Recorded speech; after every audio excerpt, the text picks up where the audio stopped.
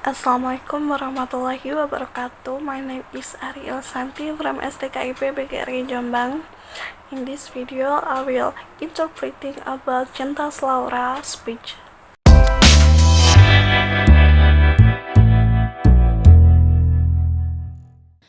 Assalamualaikum, salam sejahtera untuk kita semua. Om Swastiastu, Namo Buddhaya, salam kebajikan. Yang terhormat Pak Yakut Holil Kuomas, Menteri Agama Republik Indonesia. Yang terhormat Pak Nadiem Makarim, Menteri Pendidikan, Kebudayaan, Riset dan Teknologi Republik Indonesia. Yang terhormat Pak Muhammad Tito Karnavian, Menteri Dalam Negeri Republik Indonesia, yang hari ini diwakili oleh Dirjen Polpum Bapak Dr. Bahtiar Masters of Science. Yang terhormat Pak Muhammad Ali Ramdhani, Dirjen Pendidikan Islam. Dan yang terhormat Pak Yandri Susanto, Ketua Komisi 8 DPR RI. Yang terhormat semua tamu yang saya banggakan. Sungguh sebuah kehormatan bagi saya diundang malam ini untuk mewakili generasi muda Indonesia dalam mengekspresikan opini kami mengenai moderasi beragama. Jujur saya tidak tahu kenapa saya yang diundang malam ini untuk hadir di sini. Tapi saya harap pidato yang saya buat tadi malam bisa menggerakkan hati para hadirin hari ini. Greeting.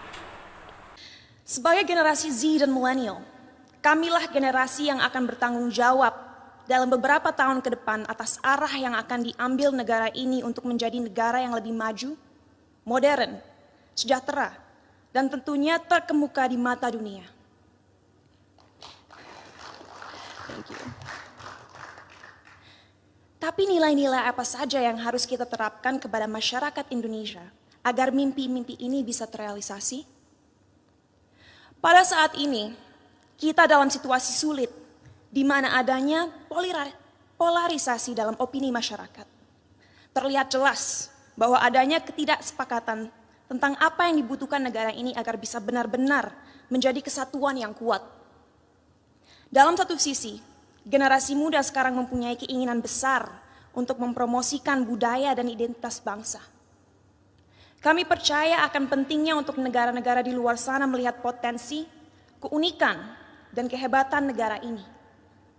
Tapi di sisi lain, sampai detik ini, kita semua masih sering berkelahi dan menjatuhkan satu sama lain hanya karena perbedaan ras, suku, dan terutama agama. As the Z generation and the millennial generation are the generations that are responsible for the progress of the country. In this moment, there is disagreement about what this country needs to make a strong unity. On the other hand, we want other countries to see the potential uniqueness and greatness of this country. However, there are still many of us who bring each other down just because of differences in race, ethnicity, and religions. Bagi saya pribadi, hal tersebut sungguh ironis. Karena bukankah pasal 1 dari Undang-Undang PNPS mengatakan bahwa adanya 6 agama utama di negara ini? Bukankah moto negara ini, Bhinneka Tunggal Ika, yaitu berbeda tapi satu? Tapi mengapa walaupun dengan fondasi negara yang begitu memeluk perbedaan dan toleransi, tetap saja masih ada konflik? Apa yang membuat agama mampu membuat kita melupakan inti dari identitas bangsa ini? Sebagai lulusan psikologi dan sastra Jerman, saya dari dulu memiliki kuriositas terhadap With a country that embraces differences and tolerances so strongly, why and what causes conflict? cara berpikir manusia.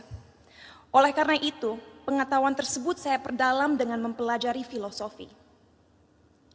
Sampai detik ini, saya tidak akan pernah lupa akan apa yang dikatakan oleh salah satu filsafat paling berpengaruh sepanjang masa, yaitu René Descartes. Ia mengatakan, manusia adalah makhluk yang finite atau terbatas, sedangkan Tuhan adalah sosok yang infinite atau tidak terbatas. Oleh karena itu, bagaimana kita sebagai makhluk yang terbatas merasa mempunyai kemampuan untuk mengerti sesuatu yang jauh di luar kapasitas kita? Bagaimana kita sebagai makhluk yang terbatas bisa memahami esensi dari sesuatu yang tidak terbatas? Inilah salah satu akar dari masalah yang kita miliki dalam masyarakat Indonesia sekarang. Karena pemahaman yang terbatas dan pemikiran yang tidak kritis, orang-orang terjebak dalam cara berpikir di mana mereka telah memanusiakan Tuhan. Merasa memiliki hak dalam mendikte kemauan Tuhan, merasa tahu pikiran Tuhan, dan merasa berhak bertindak atas nama Tuhan. Inilah yang akhirnya seringkali berubah menjadi sifat radikal. The root of the problems that are happening in this Indonesian society today is because of their limited understanding and uncritical thinking. When they think they have humanized God, they state God, feel entitled to act on God's behalf. This is what often turns into a radical nature. Dalam perbincangan saya beberapa waktu lalu dengan Habib Hussein Jafar, kami berdua sepakat bahwa bahaya yang masyarakat kita alami sekarang adalah mengatasnamakan Tuhan untuk kepentingan pribadi. Menyesatkan generasi penerus bangsa dengan prinsip hidup yang sebenarnya tidak ada dalam Holy Scriptures atau kitab suci agama.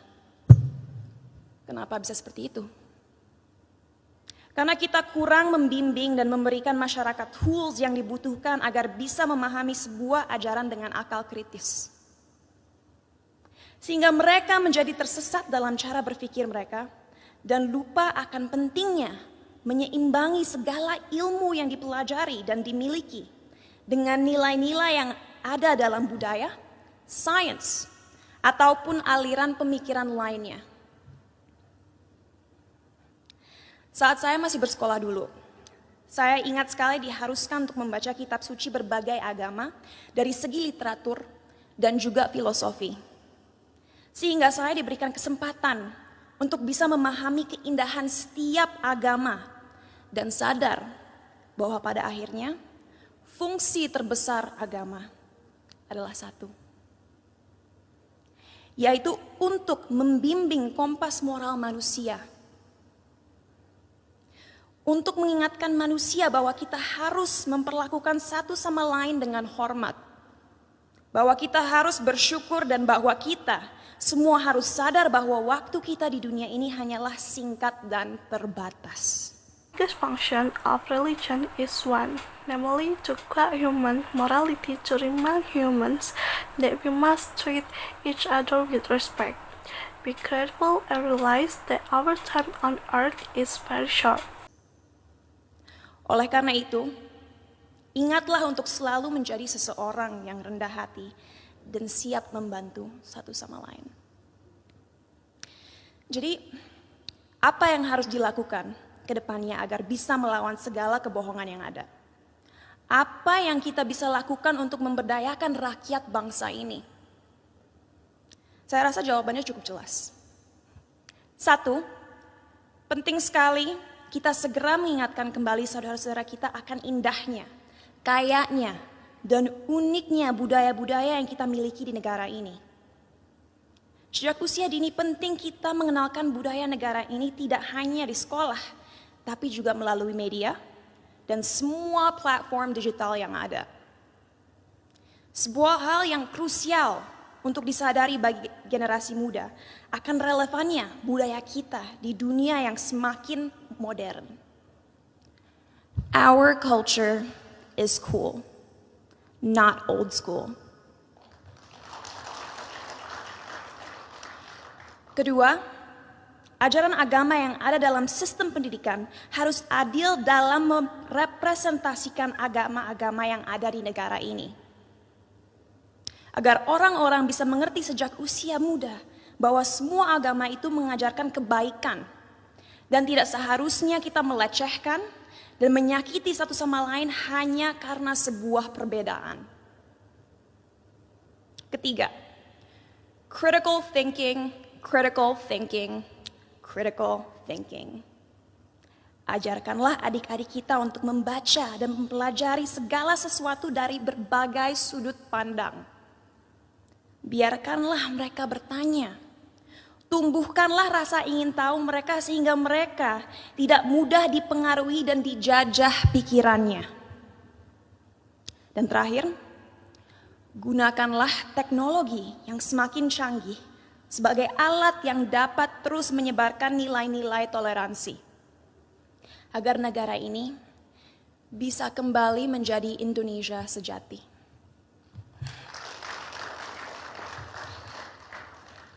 Sebagai penutup, saya ingin membacakan quote berikut. A people without knowledge of their past, origin, and culture is like a tree with no roots. Tanpa fondasi yang kuat, tidak akan ada bangsa yang bisa bertahan. Oleh karena itu, ayo kita bersama-sama menjelmakan lambang Garuda dimanapun kita berada. Mari kita taat dalam beragama agar menjadi manusia yang bermoral, tapi mari kita juga merangkul budaya Indonesia untuk membimbing identitas bangsa.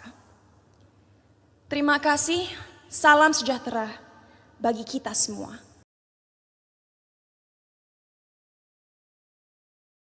To empower the people of these nations, we must introduce the uniqueness and richness of this country's cultures, not only in school, but also in all existing digital platforms. At the same time, religious teaching in education must be fair in representing the religions in this country. Learn anything from various points of view so that the mind is not easy to colonize, and use technology as a tool that continues to spread the values of tolerance. Thank you for me, and wassalamualaikum warahmatullahi wabarakatuh.